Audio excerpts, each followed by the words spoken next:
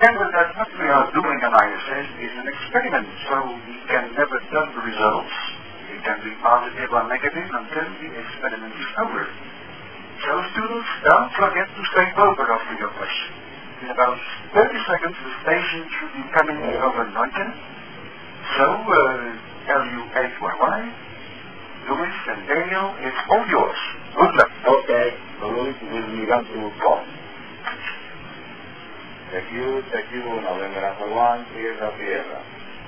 TQ1, November 1, Tierra. This is my uniform 8, Yankee. Copy November 1, Tierra, over.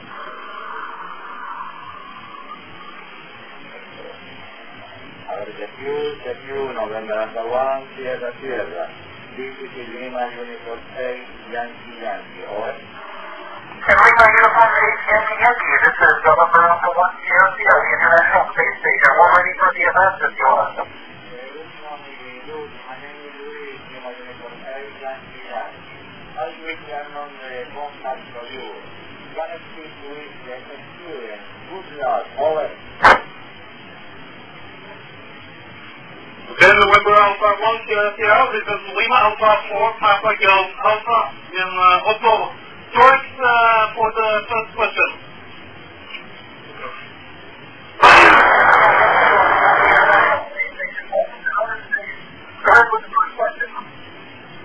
Correct, the first question will come. My name is Alexander. Is it difficult to stay friends living in such a confined space? Over. Question, Alexander, thank you.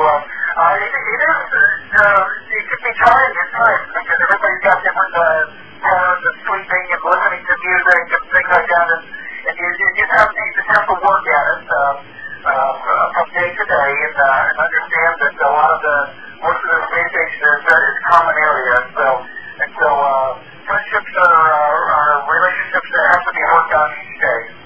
Over. My name is Nura. Do you have a radar to detect small particles you collide with ISS? And what kind of impact will the whole ISS system? Over. We don't have radar on board, but we have the ground mission control in Houston has all of these object small particles that are orbiting the Earth. They have those on radar, and so they help us to avoid different ways to try to avoid these particles or try to lessen the chance of impact. And so that would be really a bad day for us to collide with a large particle. We have seen a little bit of damage on the outside of the space station from small particles, and the hull can withstand a pretty good impact. We've also got shielding on the outside of the hull of the space station. Good question, again. My name is Carolina. What do you eat? You haven't got much fresh food with you. Over. We don't have much fresh food, and I really miss having like a fresh apple or orange or something like this. We eat packaged food. A lot of it is dehydrated, so we just have to add water to it. Some of it is irradiated, so it's in packets that have a long shelf life, and so they're not very tasty. So it's enough to keep your belly full, but not so tasty as mom cooked at home or anything like that. Over. What scientific experiments are being conducted at the space station? Just a master experiments in giving you any useful information. The reason why we're on the space station because we have laboratories where we're doing over 130 experiments now, and the most fascinating ones for me are the ones that in the medical field where we're trying to bring back information to help us on planet Earth as well with things that we deal with like cancers and diseases like this, and also one of the things we're looking at is the control of diet and exercise with regard to bone loss, because we lose a lot of bone density up here. Our astronaut's body in space long duration sort of replicates an older person that's experiencing osteoporosis, and so most of the experiments that we are looking at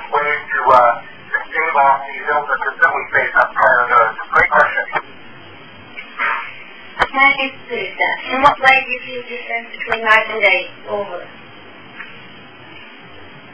The way because the Earth once every 90 minutes, we get 16 suns at so half the 24-hour period is bright and half of it's at night. And so when you're looking out the window, it's really confusing on what time of day it is. We operate off of Greenwich time, Zulu time, we call it. And so we operate our day off of that. And so it is difficult to feel the difference between day and night when you look out the window for sure. Thank you. Good question. My name is Oscar. This summer it's within the news that you have trouble with the cooling system. We're glad to hear that everything is back to normal. Do you know that the cooling system was down? Was it scary, and did you ever fear that you have to evacuate the station? Over. Yeah, good question on here. It was a little scary because it ended up the pump failed on a Saturday night. It was about 11 o'clock on a Saturday night, and all these alarms and cautions and sirens went off, and things started shutting down on the space station. So when you're only near the outer space and your spaceship starts to shut down, it can be a little bit unnerving, a little scary. But we got right to work and ground up and troubleshoot what was going on, and we were able. It took about 3 weeks, but we had to do 3 different spacewalks. But we got it repaired, and we got a new pump in, and we're back up and running now. And we did for a period of time think that we may have to actually evacuate the station. Good question, officer. Over. My name is Monica. Due to gravity, you constantly need to use energy, even though your activity turn up. Does the metabolism go down due to zero gravity, or do you need as much food on board as the Earth? Over. Very good question. We actually try to exercise 2 hours every day on a resistive exercise device and also a treadmill. And so we have to, I think that probably your metabolism does go down a little bit when you come to space, but that's why we have to keep active with our exercise, or resistive exercise, to try to keep that even metabolism, so when we get back to Earth, our bodies won't be too backed up. Good question, over. My name is Michael. Water is lost in space. It's wet, it's being recycled. And what happens to the water that you recycle? Over. Very good question. We recycle 100% of our water. We throw all the water out of the air from humidity and also from the vacuum system that we use. And we can use that as technical water to crack open to turn into oxygen and hydrogen and dump the hydrogen overboard and use the oxygen to breathe. So we have a lot of regenerative properties to our water. Good question, over. My name is Dustin. How do you wash yourself and your clothes? Over. We're unable to wash our clothes. We don't really have a shower. And so we have clean towels, damp towels that have a cleanser on them. We also have liquid shampoo and soap. So we can use those to kind of take out a bath every day with a wet towel. So it's not as good as a nice long hot shower, but it's good stuff to get into anyway. Good question. Over. My name is Luke. How does it feel when you return to Earth after being in space? Over. Good question. You feel really heavy because you're without gravity for so long. And when you come back down into gravity, it feels weird again on your body. So you feel very, very heavy, and your sense of balance is off a little bit as well. Over. My name is Nora. There on Earth, directions are given due to the gravitational laws, such as force up, force down. In zero gravity, this might not be the case.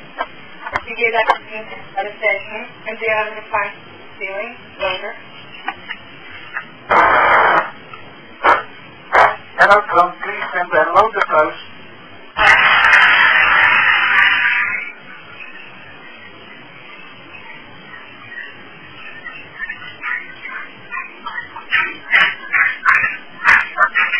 Estación Internacional ISS you again. This was from up there in Norway with Lima Alpha 4 Papa Golf Alpha Bravo. Is that the please? Hello, ladies and gentlemen. This is guest number L speaking from Brussels. We have here the moment of history. Amateur radio station Lima Uniform 8 Yankee Yankee in Argentina, operated by Louis Fume, contacted the astronaut Douglas Wheelock, Kilo Fox 5, Bravo Oscar Charlie, aboard the International Space Station, talking with students at the Norwegian Museum of Science, Technology and Medicine in Oslo. So, please, a big applause for not only for Louis Fume, but also for Graham in Liverpool, who has been circulating this contact over Echolink, an amateur radio network, and also to John in the United States, who has been circulating out there also over another amateur radio system, the IROP. Please, a loud applause and thank you for that. What's up there?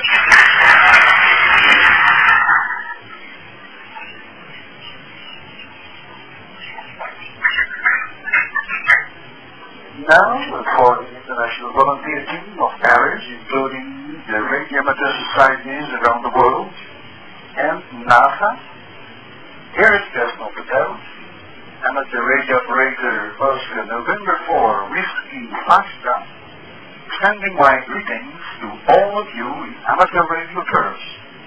73. Best wishes. Goodbye. Good luck.